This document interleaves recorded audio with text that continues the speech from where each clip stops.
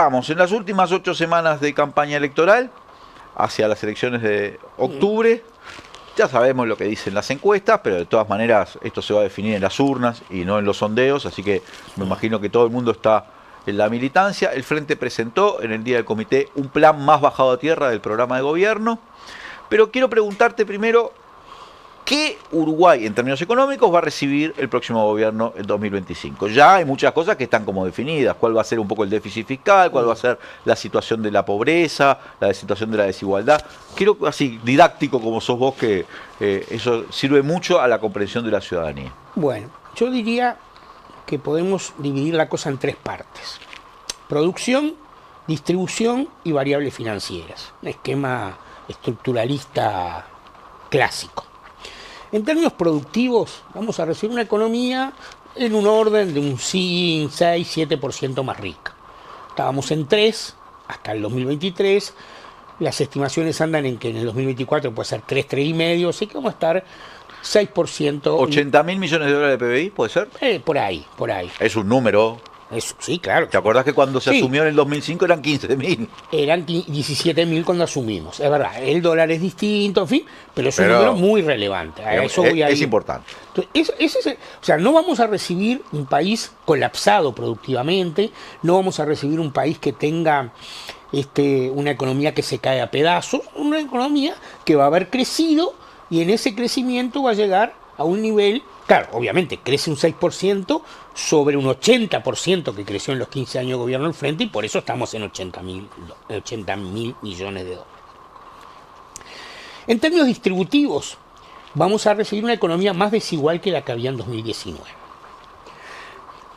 Porque el salario real va a andar aproximadamente cerca del nivel que estaba en 2019, un poquito más. Pero a su vez, lo que muestran los números es que el salario real de las ramas de actividad que tienen menos nivel salarial está más lejos de alcanzar el nivel del 2019 que las que tienen más alto nivel salarial. O sea, una desigualdad de la masa salarial respecto al capital, pero también intersalarial, una desigualdad salarial, digamos. Un poco eso muestran los datos del INE cuando dicen esta equiparación del salario o este crecimiento del salario real en relación con 2019, cuando uno mira más fino, el 80 perdió, o el 95, sí, algunos dicen. El 95 son los hogares, bueno, pero en ese entorno. Y eso también explica que la pobreza no haya tenido una baja significativa y que incluso haya crecido respecto a 2019, porque los salarios más bajos no tuvieron ese empuje hacia arriba, digamos, que tuvieron los salarios más bajos. O sea que vamos a recibir una economía más desigual, digamos, y con un núcleo duro, duro capaz que no es la palabra, con un núcleo vulnerable, un núcleo que está jodido, digamos, que tomando algunos estudios, incluso uno particularmente que hicieron Alina Machado y Andrea Vigorito en el 2018, pero yo hice unas mini actualizaciones medias mías, digamos, del orden del 40% de la población. O sea, vamos a tener un sector de 40% de ciudadanos que están, los que están bajo la línea de pobreza, los desocupados, una buena parte de los informales, porque no todos los informales, no, pero una buena parte de los informales, una buena parte de los 25.000 pesistas, que tienen ese como ingreso principal, como ha estudiado el Cuesta, Duarte, que yo estimo en ese 40% de los hogares. O sea, estamos hablando, en Uruguay hay 1.300.000 hogares, unos 500.000 hogares, a los casi la mitad de la población está muy jodida. A los que hay que actuar de manera inmediata. Y quiero expresamente reafirmar esto, porque con el primer punto y tu afirmación de que es un producto bueno, no podemos solo preocuparnos del 10% bajo la línea de pobreza. Podríamos preocuparnos por las situaciones más críticas cuando teníamos 15.000 o 17.000, ¿no? Ahora nos tenemos que preocupar por A ese sector hay que actuar. Y en ese sector, como dije, hay informalidad, hay formalidad de bajos salarios, ahí está el cajero de supermercado, el trabajador rural, la marroquinería, la pesca, el mozo de bar, ¿no? Esos son... ¿no? Yo acabo de hacer un estudio y me da que en julio del 24 el salario mínimo que laudaron las ramas privadas fue 28.000 pesos. O sea, eso tiene dos lecturas, una buena y una mala. La mala es que es muy bajo. La buena es que el salario mínimo interprofesional, como se llama en España, por ejemplo, se despega del salario mínimo legal. Y eso es una buena noticia porque eso muestra que la negociación colectiva tiene un efecto, ¿no? Pues si no sería muy cercanito al salario mínimo legal, ¿no? Si el salario mínimo legal fuera efectivamente un piso duro, se despegaría. Entonces, en términos distributivos, vamos a tener un problema para esa población. En términos financieros, hay dos cosas. Yo creo que la deuda pública en Uruguay, yo ya lo comenté acá alguna vez, está en el 72% del PBI, creció entre 10 y 12 puntos respecto al inicio de este gobierno. Pero eso no es dramático. No es dramático. En el último gobierno del Frente creció 8 puntos, ¿no? O sea, la gran baja fue con el primer gobierno de Tabaré, que estaba en 100 y pico y bajó a 70, después terminó el gobierno de Pepe con 48, una cosa así, y después subió. Eso sí que es una bajada. Sí, fue una bajada. La bajada inicial fue grande. Lo que pasa es que la bajada o las subidas tienen que ver con el cambio en el numerador, que vos la deuda la bajes, y sobre todo el cambio en el denominador, porque si el producto se te despega 80%, ¿no? A este gobierno parte del problema de esos 12 puntos es que el PBI les iba a crecer en la proyección inicial de la ley de presupuesto 14,5. Y como dije al principio, va a terminar en 6. O sea, ese es un problema, es el lentecimiento productivo. El déficit fiscal sí es un problema mayor, porque más o menos igual que teníamos nosotros, pero existen mecanismos para reordenar presupuestalmente. Y no veo un producto sólido, veo una economía que tiene condiciones para empujar el gasto público, social y no social, porque también está el salarial, y veo un conjunto de problemas que hay que resolver en ese 40%, que cuando vos lo mirás, tiene una enorme cantidad de niños y adolescentes. O sea, el 10% pobreza tiene 20% de niños y adolescentes pobres. Ese 40% también tiene casi el doble de niños y adolescentes, o sea, que son los que están allí. Entonces, ese es un poco el panorama que vamos a recibir. No es dramático, no es colapsado, se pueden hacer cosas, creo que el no se puede no debería ser una regla para nosotros, y requieren, digamos, algunos movimientos y algunas políticas para actuar sobre ese 40%. Hace unos años, nuevamente, cuando asumió el Frente Amplio, que vos me recordabas, 17.000 millones de dólares de producto, porque yo creo que haberlo hablado contigo, pero también con otros economistas, compañeros, ¿cuánto tiene que llegar, qué tan grande tiene que ser la economía uruguaya en un gobiernos progresistas que van a actuar dentro de determinados márgenes, no van a hacer locuras, como dice, para resolver algunos problemas, ¿no? Ya no solo los problemas acuciantes de la pobreza extrema, de la pobreza, sino, por ejemplo, los problemas que vive ese 40 o 50% de la población. Porque si no, la lógica de querer, ¿a qué hay que llegar? A 200.000 millones de dólares para poder resolver el problema de los 25.000 pesistas. A mí me preocupa este tema, porque quiero saber qué puede esperar. Por ejemplo, un Frente Amplista dice, ¿qué es lo que podría aspirar razonablemente, sin locuras, que se pueda lograr en esos términos en un periodo de 5 años de gobierno? Sí, esta terminología empezó en el 11. Con los 10.000 pesistas. Con los 10.000 pesistas. Y en ese periodo, yo creo que lo que debería esperar la gente de la política salarial es, quizás un poquito más, con más potencia, lo que se hizo en la cuarta y quinta ronda de Consejo Salario, que fueron durante el gobierno de Mujica, en el 11 y en el 13, en donde la pauta salarial tenía 3 componentes. Un componente de inflación, que se aseguraba, un componente de crecimiento relativamente para todos, y un plus para lo que en aquel momento se dieron a llamar salarios sumergidos. Yo siempre recuerdo el trabajo que se hizo con los cajeros de supermercados. Decían, bueno, tienen que llegar a 20.000 pesos. No me acuerdo ya hasta el cómo estaban. Hoy igual están en 30 y algo nominales, ¿no? Pero y varios otros, bueno, los rurales, los domésticos, las domésticas. Entonces, yo creo que tienen que esperar eso, ¿no? Y eso tiene un componente básicamente político, de que vos en la negociación colectiva impongas ese criterio. Y eso también supone redistribución, porque probablemente el componente inflacionario esté en todos, el componente de crecimiento esté en la mayoría, pero el componente del plus, que tiene que ser el más potente, solo esté en algunos. Daniel, el PIT-CNT ha planteado desde el 1 de mayo, desde el año pasado por lo menos, la posibilidad de empezar a discutir la reducción de la jornada laboral. Encuesta Duarte ha investigado un poco este tema, incluso han mencionado experiencias internacionales. ¿Te parece una propuesta a discutir con seriedad, digo, con posibilidades de aplicación o de hacer pruebas experimentales, pilotos, en un próximo periodo? Sí, yo no creo en las pruebas piloto. O sea que para vos hay que aplicar o no. No, ahora voy a eso, pero yo no creo en las pruebas piloto. Creo en una ley marco, sí, y en negociaciones colectivas que las implementen. Eso implica que vos vas a implementar en algunos lugares y en otros no necesariamente al inicio, en unos más rápido, en otros más despacio, pero no es que vos elegís, lo voy a hacer en 4 o 5 lugares, no, lo elige la negociación colectiva, lo eligen las condiciones que hay para hacerlo, pero el marco te lo tiene que dar una ley. ¿Como hizo la FOEB, capaz?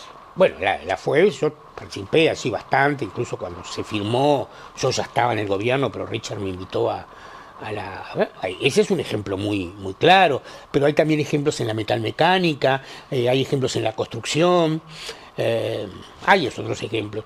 Entonces, pero hay que fijar una ley marco. La ley marco tiene que darse ese... Y sobre eso hay que tomar algunas orientaciones y después los plazos, los sectores, la manera en que se hace la reducción de la jornada, tiene que ver con cada rama de actividad. No es un argumento muy sólido el decir, empecemos ahora de cero y a medida que va aumentando la productividad reducimos la jornada. No, miremos para atrás también cuánto aumentó la productividad, cuánto aumentó en este quinquenio, cuánto aumentó en los 15 años anteriores, ¿no? O sea, cuáles son las condiciones que lo permiten.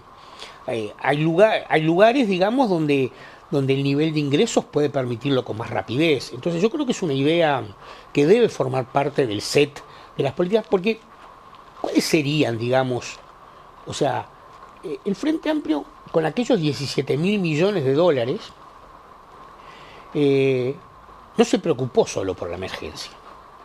Al mismo tiempo que hizo la emergencia, hizo tres grandes reformas estructurales: la laboral, la tributaria y la sanitaria.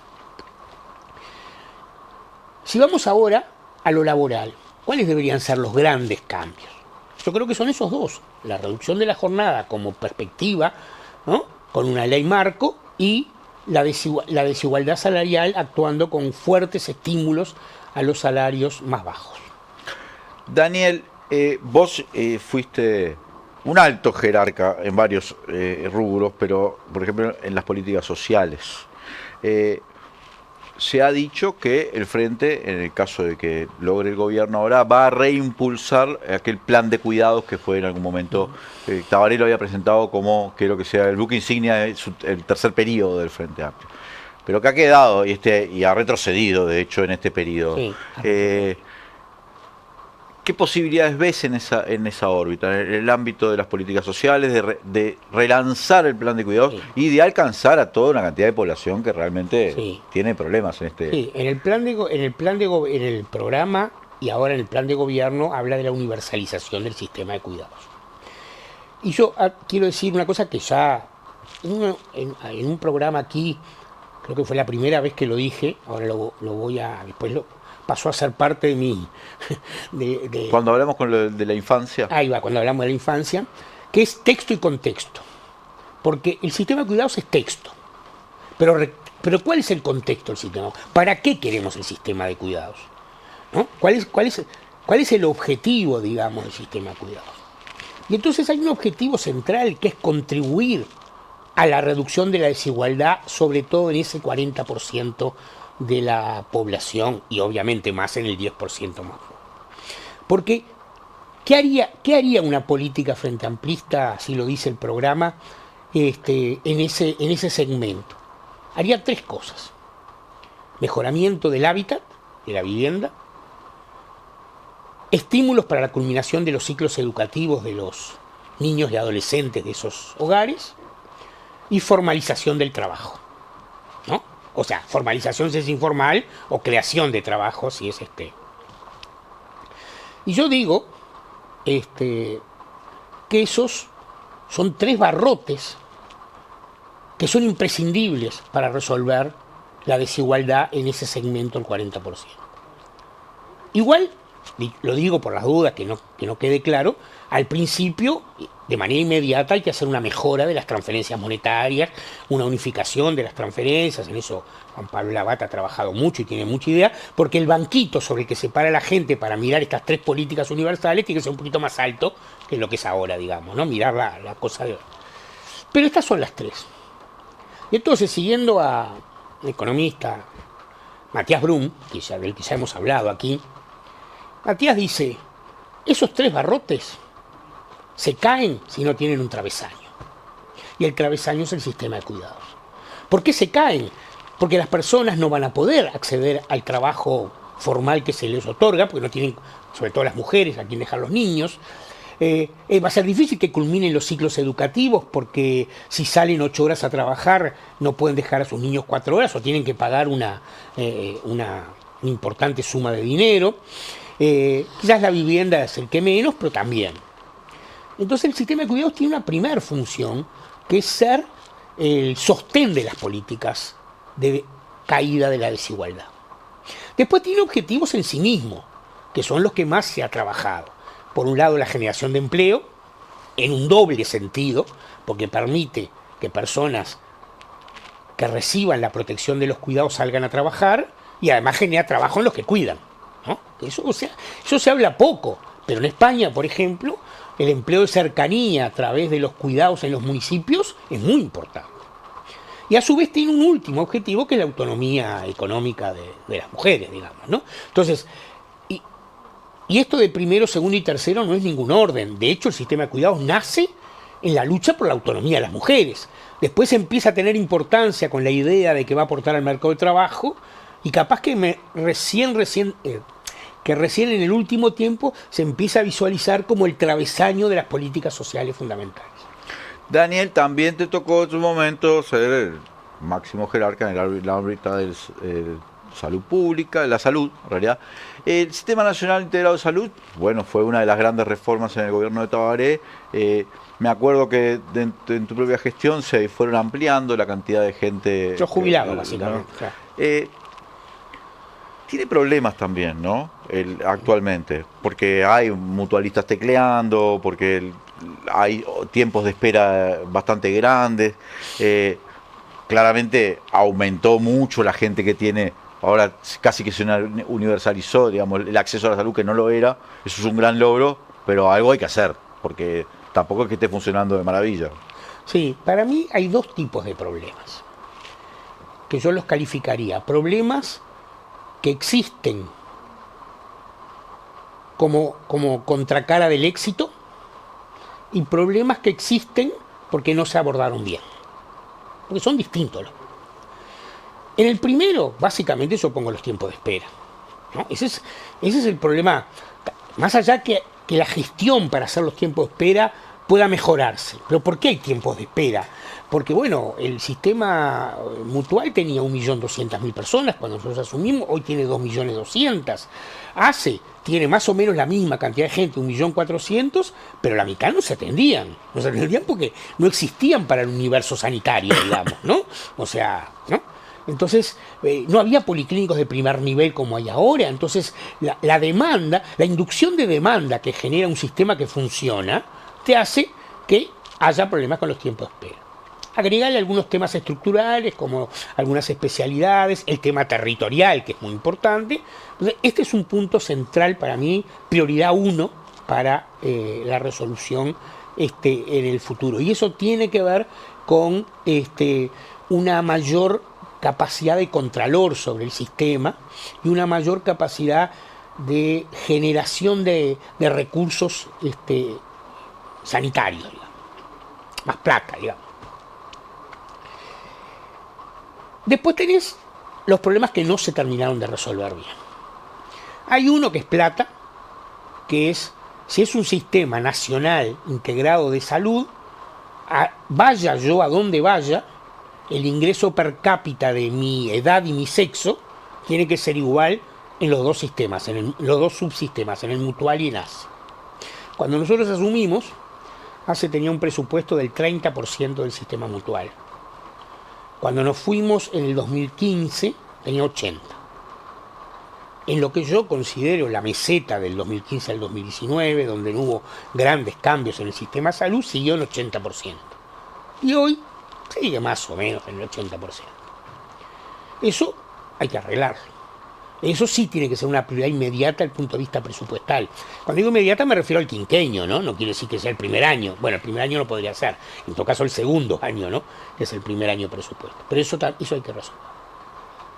Y el principal problema para mí, el problema central, es la complementación asistencial entre prestadores. Es un sistema que es muy bueno en la S, porque es un sistema, es muy bueno en la N, porque es nacional, es muy bueno en la S, porque es de salud, y se atiende la salud como un fenómeno integral, pero es débil en la I de integrado.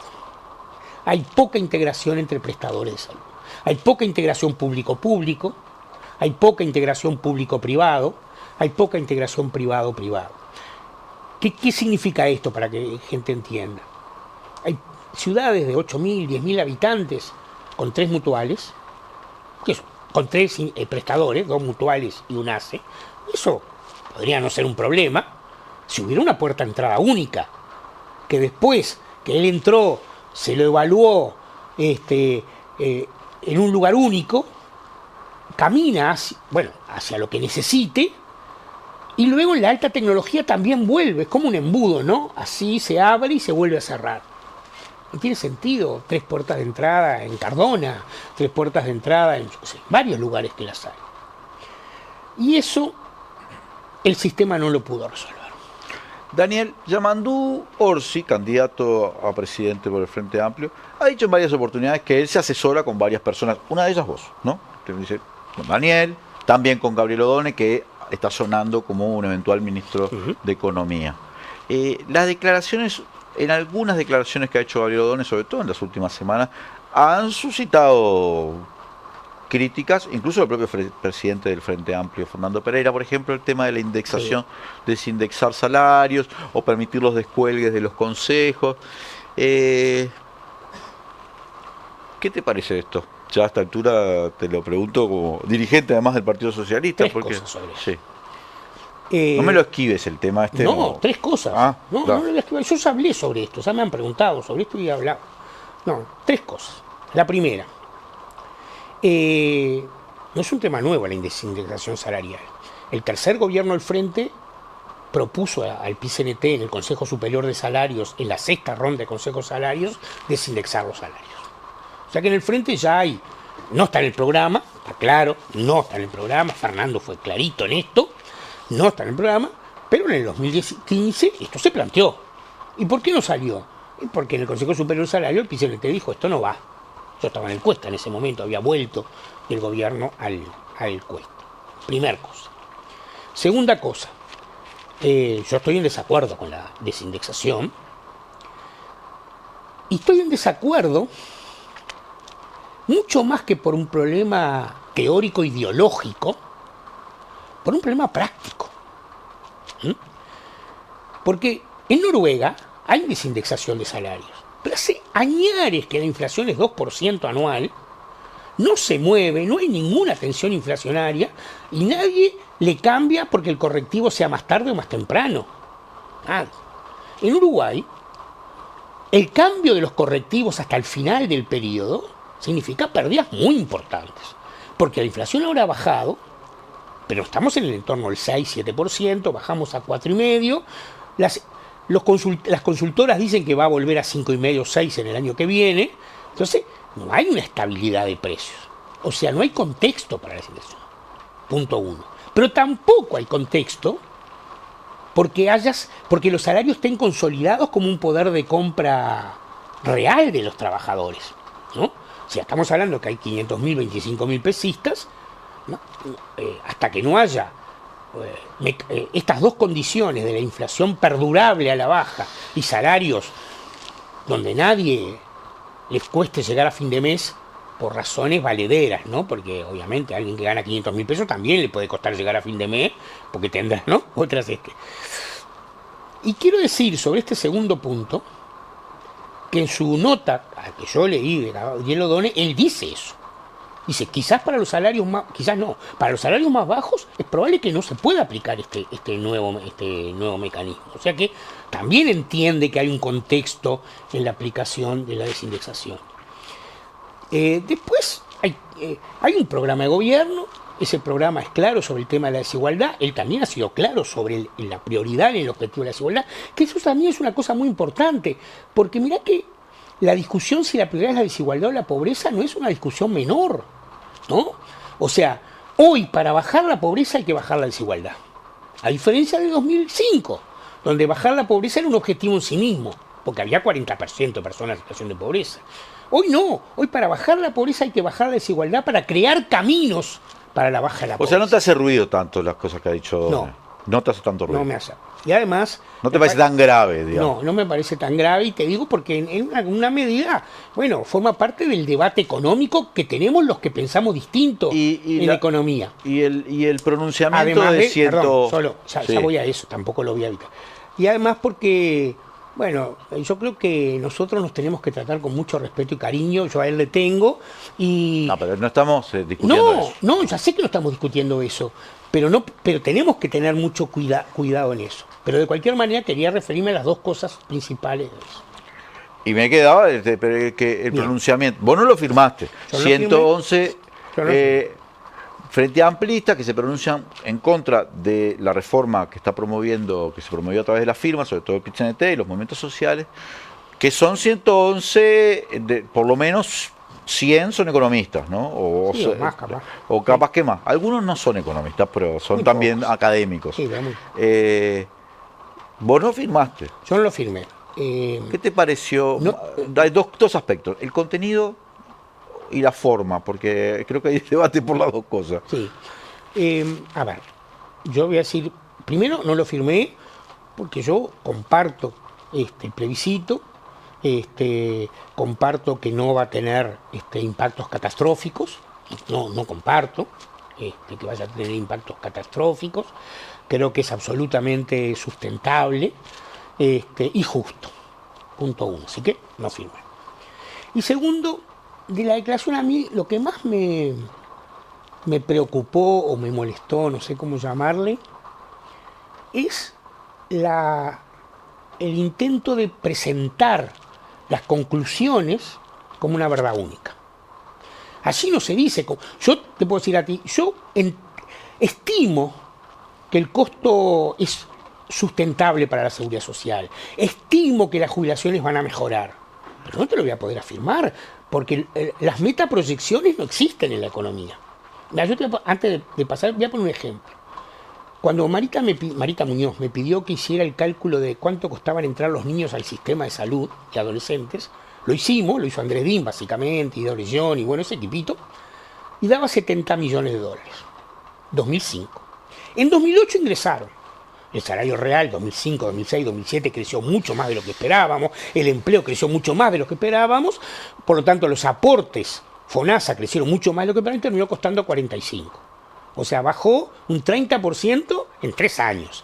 Entonces, ¿qué puedo decir yo de cuánto va a ser el aporte obrero patronal con este nuevo sistema, el que se aprobó y el que se aprobaría de la jubilación a los 60 años, dentro de 30 o 35 años? Entonces, me parece que no está bien ponerse en verdad única. Yo creo que el documento parte de la base que los economistas que no están allí no saben de seguridad social y no pueden estimar correctamente, porque son afirmaciones muy tajantes, Para mí es de forma el principal problema. De contenido, como acabo de decir, yo estoy en desacuerdo, pero me parece bien que discutamos entre todos, hay libertad de acción, todos discutimos y todos tenemos derecho a expresar nuestras opiniones. Me parece que la forma en que lo plantean es demasiado tajante para abrir la discusión. Esa es mi única objeción. Muchas gracias, Daniel Olesker, por habernos acompañado.